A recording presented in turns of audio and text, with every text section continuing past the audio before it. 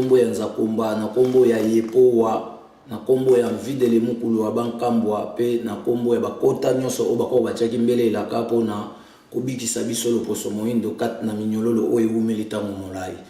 topesi mbote mokili mombandenge bolandaka biso nzamba bakoko na biso aza na biso nyonso elongo abatela mabota na biso ya mokili mobimba pe topesi mbote na oyo tozoko benga lokola ye moko papi gen nzamba bakoko na biso apusa musala o bozo sala ya kubimisa manaka oyo bombamaki pona lobiko ya batu baindo kasi lokwa tozana ngonga mingi te lelo tozolobela makambo etali Mupepe ya Mvuluzi Kimbangu oyo ezo circuler siko pona ko changer programme d'évolution ya maturité ya l'homme noir pona to démarrer programme ya bomoto na biso ndenge tolobai ke Mupepe ya Mvuluzi Kimbangu babengi yango PV ya Congo. PV ya Congo wana ekitaka na mokili Congo depuis le 18 mars 1921 kuna na etando ya Matadi Mayo la gâchette des grandes puissances de gloire esika sekele ya Mupepe oyo kopesa mbongwana ya kolongola ekolo Congo ya kolongola Afrique pe ya kokangola mokili mobimba elingo bakana kati ya Mupepe ya Mvuluzi Kimbangu tolobi eye pona kokangola ekolo Congo pe kokangola etando ya mabele ya Afrika pe kokangola mokili mobimba pona batu na batu basepela na bolamu na bango o Nzambe apesaki bango elingo bakay peuple congolais to peuple africain soka fongoli misute bolamu na nyonso union européenne mutazo ko exploiter bolamu na nyonso communauté internationale mutazo ko exploiter elingo bakay bakonzi oyo bazali na pouvoir politique ya mboka na biso l'Afrique tout entière bazangi oyo tozoko benga lokola pouvoir exécutif c'est que pouvoir ya exécution mundeli ndi mutu asimbi clé wana pe azoko pesa bango mbano mbala ombala likolo ya bomengo o Nzamba pesaki biso c'est que bazaba esclave tomoni après bakonzi Afrique tozali na Union africaine tomoni toujours Union africaine système o azana yango azokende na yango ya ndenga azokambela politique ya Afrique mobimba baza toujours esclave siko africain aza na communauté internationale te yango tobike Mupepe ya Mvuluzi Kimbangu yepo ekangola Congo ekangola Afrique pe ekangola mokili mobimba pona toza na égalité mutu na mutu asepela na bolamu ya ba makoki nyonso o Nzakomba pesa ekati na ye Mupepe ya Mvuluzi Kimbangu eyaki depuis 1959 à 60 Mupepe eyaki depuis 1959 à 60 tobengaki Kimpwanza ne kitaki na maboko ya papa Kasavubu na papa Lumumba bazaki ekiri ya papa Bele Bachombe pe batundenge na ndenge kasi Kimpwanza na ba tripotaki yango ya tobike Mupepe wana tango yaki na 59 à 60 ba esprit de l'homme noir ya justice babimaki pona ko botola pouvoir o mundele abotola biso na 1551 tango ba déportaki 5e roi du Congo babengi Nzingankuvu bakendaki na Portugal na otozo benga lokola 17 personnes ya cour royale mais lelo tozo loba score Nzingankuvu balongola au Portugal ekenda na Rome pe kiti na ya kibokonzi eza en or eza kuna na Rome ça veut dire Rome to pe Italia préparaka toujours ya bozwa biloko nyonso o bozwaki na kanai ya ba politique ya ba religion diplomatique poto yebi bino ne mboa ba diplomate ya ba religieux Islam baza ba diplomate ya ba religieux siko bango nem tozana ba mo problème puisque bango te ba BBC bo moto na biso pe ba bloquer auto benga le fonctionnement ya mémoire ya moto mwindu c'est que na 1959 à 60 tant Mupepe ya Mvuluzi Kimbangu kitaki pona ko libéraliser biso et pesaki biso auto benga le parcours d'évolution de maturité de l'homme noir c'est que alobayi ke bakonzi ya liboso bakoya bakoza toujours esclave ba papa Kasavubu ba yami bale bakoya bakoza esclave mais bazan misala o bako compléter pona e okota na croisement ya accomplissement ya bana bilaka et alobayi so moni mokonzi minei aye o akoza la jeune boye ba ke ndelo ya buzo ba nyonso to uti na yango depuis 60 jusqu'à 4e président ndelo buzo bezo si la pona tokota siko na 5e mokonzi o akoya ko débuter lokola premier programme ya mode de vie de l'homme noir c'est que makambo biso tolo batoza contre mutu te metolobi ke Congo to pe Afrique ko bonga so mutu mwindu ye mu azu contrôle ya biloko na ye so mutu mwindu ye mu na ba ministère d'enseignement na ye ache ba enseignement na ye sans que ala da ba enseignement o euti na école esalamaki na 1912 yango to lancer bino lelo ke mukolo ya lelo to fongoli mupepe oyo la naissance de la communauté internationale africaine. Pour notre sambisa siko communauté internationale ya européenne to pe ba bindele. Pour to bi ke ba la présidence, France a président na Autriche a président na bazana Union européenne. En plus bazana communauté internationale. Donc communauté internationale za banani ezali ba colon oyo ba yaki ko za ba colonisation ba mboka na biso. Bamande babata malelo bakoma communauté internationale baza protéger to pe sécuriser et pas ya auto benga Union européenne.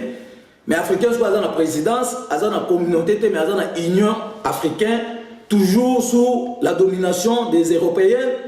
azangi communauté internationale. Parce que la communauté internationale, ils allaient naïnaïo.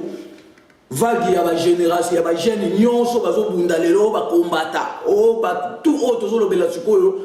il y a révolution pour nous, bongo, la boca, la biso, et la citation à Boumou. Bisone Mutsuko, le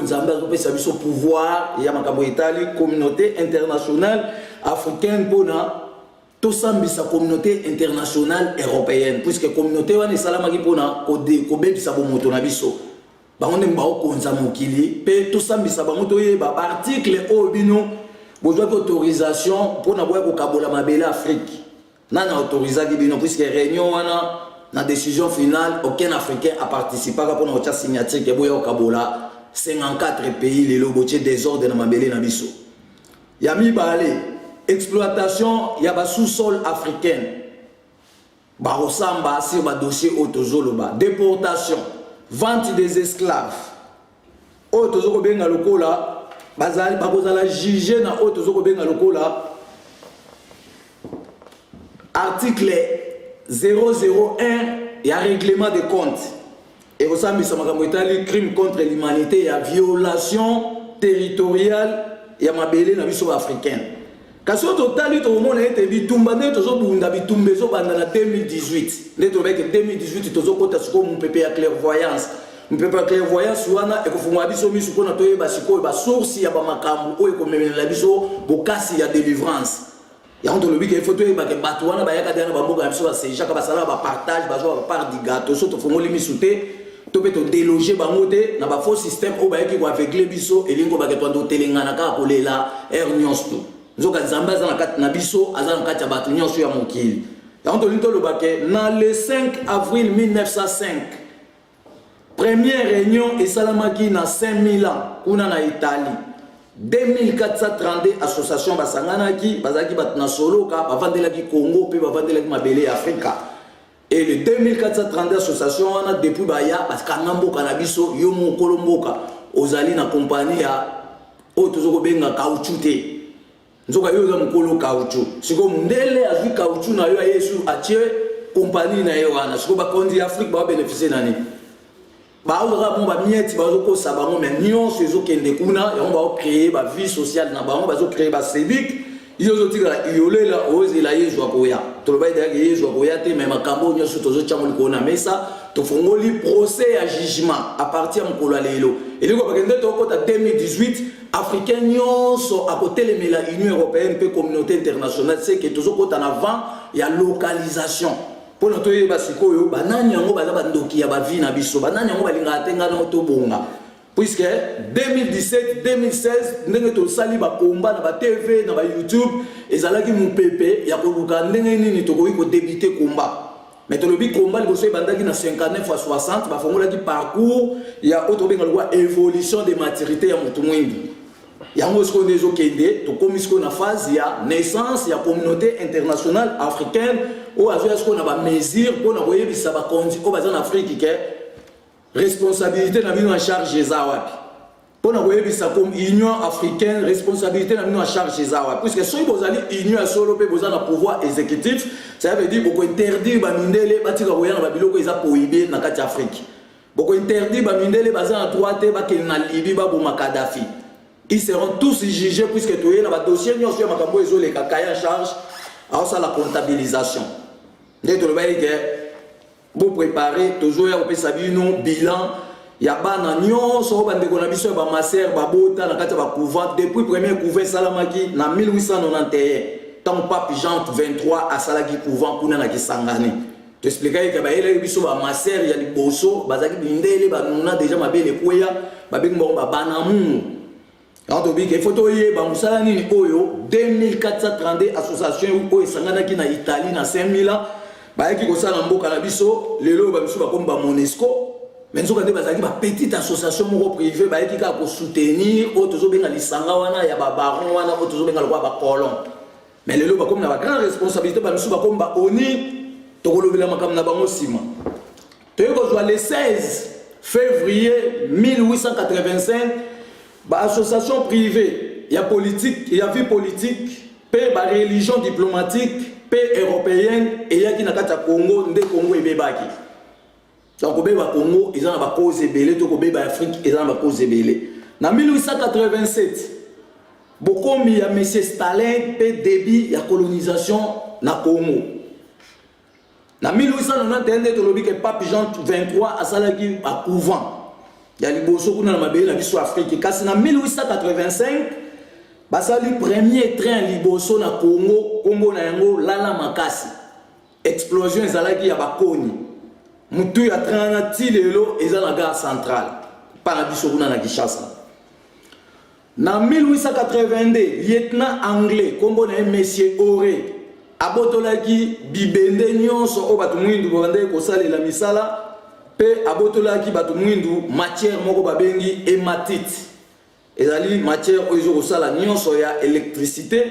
pe nyonso ya électronique ezo sala ba avion ezo sala ba écran ezo sala ba téléphone pe otobi nyonso ya électronique. Na 1807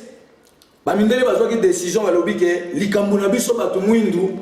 et comme une responsabilité na bango donc il faut bando les sabiso tous la bango ba Thompson na carton ba tindeli yo mais yo dans 26 grandes rivières ozoko ko chambisi ya 3 paté na kata carton ko tindela mondele tous la ba zimbisi communauté ba na kata boîte ba kangi na conservation chimique moko oyo ko détruire ngana yo ba pesio ba bengi sardine mais yo zoko ko sa sardine na monganza te yo zoko ko sa la sardine ya nzombote. Pour un niveau, aux aveugles, aux autres Jésus, nous avons des quoi Jésus, nous avons richesse, nous avons transformer. Donc nous devons transformer. Bon, moi, il a dit ce qu'on a et bon, on a si capon, on a tous bénéficié. Bon là, on a pas ça qui biso bandeko. Zamba pesa biso mon kilo pour te vendre la tête totale à baninga. Zamba pesa biso mon kilo pour mutu mutu. Acha part ya contribution na e. C'est que ce qui le loba mindele basali école ya natation kuna na mikili ya poto. Ba publier que bazali na ba premier nangère biso pe to yebisa bango que test stop compétition wana bangala na ba participer te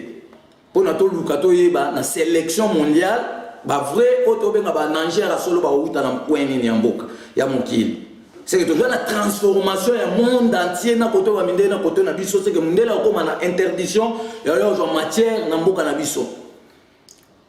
yango to lobi awa. En 1807, bamindele balobi ke bazu responsabilité bandolé sabiso bazwa biso en charge. Dans les 6 mois 1816 jusqu'à 1916 na Vienne kuna na mokili ya Autriche likita moko esalamaki oyo capitaine Turkey azali koyebisa bakonzi na bango bamindele ete 30 000 esclaves tozali kotinda bango na mbula moko. Roi Léopold II ya Belgique a signé Mikanda le 24 mai 1894 na Angleterre était basengeli koyoka na pona mabele ya etando ya biso le poso moindo pe koyoka na pona makambo etali histoire ya Léon d'Afrique ya mboka Tombouctou géographie arabe et botamaki na 1484 jusqu'à 1520 et sengeli koyoka na biso batu ya Europa. Pe total la malamu likambo ya barabe oyo bauti na Turc basili ko kamata Égypte pe nord ya mabele ya bato ba Indo biso ba européenne tozali kolala pongi esengeli toboto la nyonso dans lingo ba ke barabe na ba belge na ba européenne ba bundaka na kati ya mboka na biso ko mo wele ba territoire na biso parce que bango to ba yaki ba européenne ba kutaki déjà arabe ba installa barabe basala ki da géographie mo ndeni mo kabola mabele na biso à partir ya 1484 jusqu'à 1520. Nous avons fait planning moi na kombo na Léon d'Afrique. C'est que les Européens tombaye ba komi ko discuter que faut ba botola ba biloko nyonso ba arabe bazwaki nde balandela ki dossier ya Léon d'Afrique wana ba botoli carte wana ya ndenge ba kokata ba mabele na biso et comme 54 pays lelo ya wana ba baptisant toujours na Congo ya Monsieur Léon wana d'Afrique aza arabe c'est que ba bundaki bitumba batu mwindi bakufa ba innocent ti lelo communauté internationale européenne na lobela bitumba ya ba désordre o bango bache na kata bamboka na bisote mais ba pasteur bazo kotela bango toujours que o bana nzambe nde ezali bana David o bana nzambe ezali bana Abraham mais ba désordre planétaire o bango bazo sa ya kochumula mabele ko tia ba déséquilibre na kata mokili ba conséquences yango to komi ko subir et bango mo be ba subir ba conséquences yango biso to yeso na ba loi sika oyebisa ba ya politique o ba gérer Afrique tout entière et te to fungola misu to tika isu mundele te aya ko kata ba mabele na biso to ko chumula ba mabele na biso na désordre to kolobela makambo wana ya 5 structures de la terre pour na to yeba ndeni ni to za capacité ya ko batela bo moto na biso pe ko batela mabele na biso nyonso na bisika to ozala France ezela quitté atindaki colonel Marchand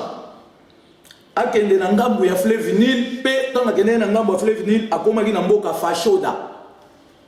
tanga komi na mboka Fashoda ayo kutana na général Kiltener azali général anglais abotami na 1851 akufaki na 1916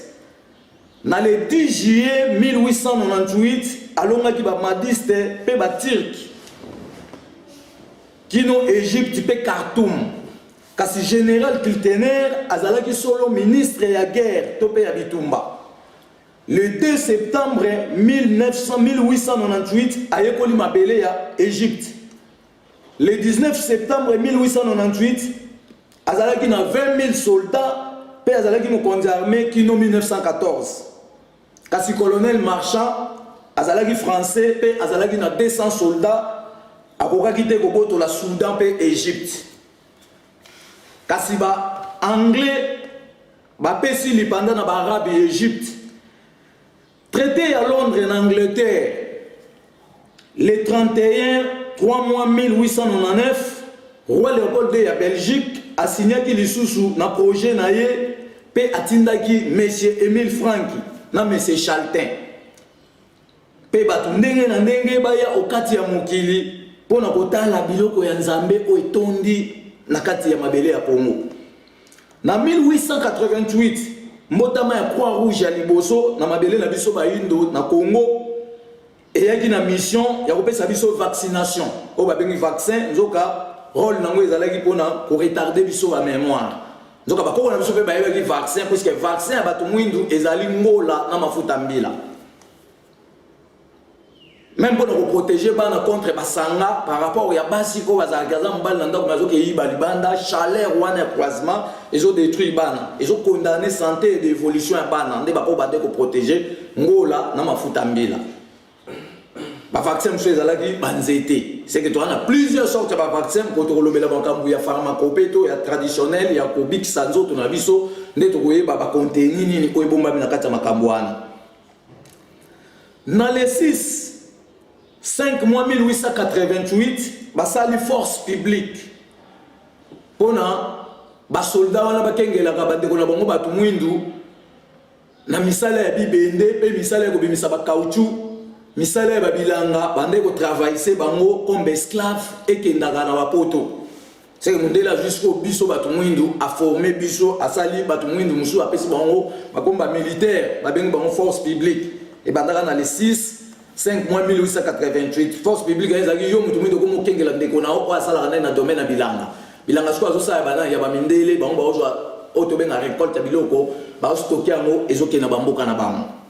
c'est que ndela na beaucoup à payer et pas na biso batu mwindu tozokende bomona ndeni bakoko bafongola makanisi ya batu nyonso pona tokota siko na dossier puisque makambo batu bazosatanda na mo ya ba dialogue politique et ko simba te ko bimisa mobulu et bato bakokufa mais tant bato tout na dernier tour ne toujours kende bo mona siko ke mémoire bato ko baluka ko batala siko makambo ya clairvoyance c'est que clairvoyance to bika to mona bakoko to bando mona ba sirène to bando mona ba biloko ba mysticologie bato babombi na bandako bazo salela c'est que mpepe zo kota siko yo mukile zo kota siko na mpepe ya transformation ne to bengi yango clairvoyance na 1420 na mboka Portugal basalaki première école ya ba missionnaire ya ba prêtre kombo na yango école de Seplistar Oliveira de Grande. En 1921, motona soloka yaba mindele oyo amemela biso magie yaba religion na bango kombo na ye Joyeux Consalvaire. En 1870, ba évêque nyonso ya église catholique basangana ki pona koluka grand caractère ya église catholique. Dans le 16 février 1876, monsieur Émile Banning aye koloba ete esengeli colonisation a mboka na biso Congo. C'est que Émile Banning azalaki na responsabilité ya ba province ya Bandundu. Ya on le loba benga ngo Banningville. Donc Émile Banning azalaki envoyé ya roi Léopold II. Maintenant ba baptisé province ya Bandundu na kombo na Émile Banning. Lubumbashi ba baptisé na kombo ya Elizabethville. Ba Congo ba baptisé na kombo ya Tizville. Équateur Mbandaka kuna ba baptisé na kombo ya Coqueletteville. Capitale Kinshasa va baptiser na kombo ya Léopoldville. Ça veut dire basakana na biso. Tolito le makambo etali la force pesantère du monde. Na kata force pesantère du monde tozali na 1. Les 5 structures de la terre représentent la force du 5 continents. Les premières structures, ça représente les 2 forces égaux du planète tout entière, noyau interne et noyau externe. Noyau interne, ça représente l'esprit du feu qui donne l'évolution de ce monde. Noyau externe représente l'esprit du vent. Manteau représente l'esprit de la terre. Troposphère représente l'esprit des eaux. Croûte superficielle représente l'esprit de la terre. L'oxygène n'est azali combinaison il y a 4 éléments planétaires. Et le 16 février 1860, Turquie na européenne, bayokana kina mokonzi ya Belgique, pona likambu ya koteka loposo moindo, esengeli koyokana kasi ba arabe bakangi 30 millions ya ba esclaves kino na ubangi, 40 millions des esclaves kino na Grand Lac. En 1986, Pape Jean-Paul II ayaki na Kinshasa, akite na aéroport Angile, abezaki mabele na biso et continuer le mwe ko ina mabele bakoko baboto ni makamnyo so ba bakendaki na yango alobi nzambe aza mutu mwindu. Jésus-Christ c'est un Africain né au nord de l'Angola. Makambo na yango bimisi désordre bato mwindu ebele bakomo loba o Yesu azaka mutu mwindu. OK, Yesu aloba ke Yesu aza mutu mwindu abota mena nord Angola bazolo bela sir kimbango. On a monde entier mutu azaki ressuscité za kimbango. Apa kimbango yana kuna mutu musu teke o aseko après 3 jours.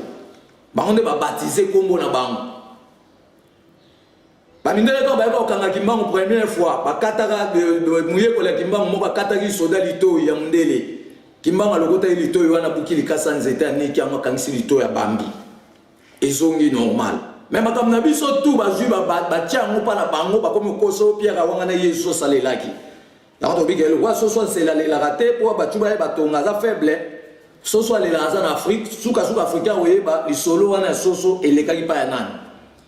Neto yeka to pour la vérité wana pona ela musama kansina biso. Kasi uta 1896 monsieur Dani azalaki motinda mi ya roi Léopold II